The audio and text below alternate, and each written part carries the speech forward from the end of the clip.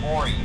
I'm finishing up my last week now, as a matter of fact, so I know it can be a bit overwhelming, but I'm here to tell you there's nothing to worry about. You'll be fine. So let's just focus on getting you through your first week, okay?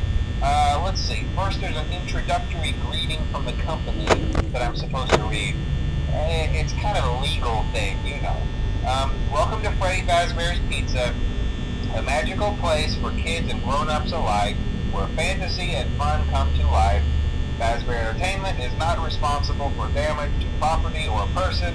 Upon discovering that damage or death has occurred, a missing person report will be filed within 90 days or as soon as property and premises have been thoroughly cleaned and bleached and the carpets have been replaced.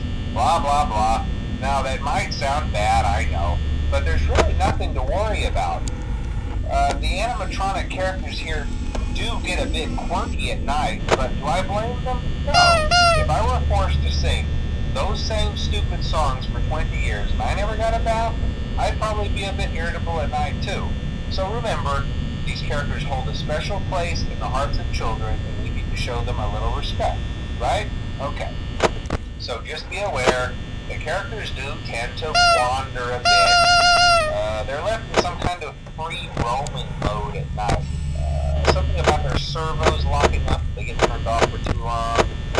They used to be allowed to walk around during the day too, but then there was the bite of 87. Yeah, it's amazing that the human body can live without the frontal lobe, you know? Now, concerning your safety, the only real risk to you as a night watchman here, if any, is the fact that these characters, if they happen to see you after hours, probably won't recognize you as a person.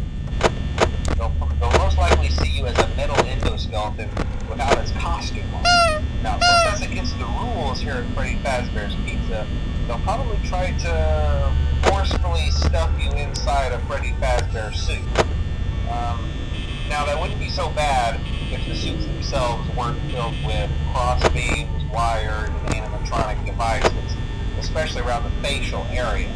So you can imagine how having your head forcibly pressed inside one of those could cause a bit of discomfort and death. The only parts of you that would likely see the light of day again would be your eyeballs and teeth that pop out the front of the mask.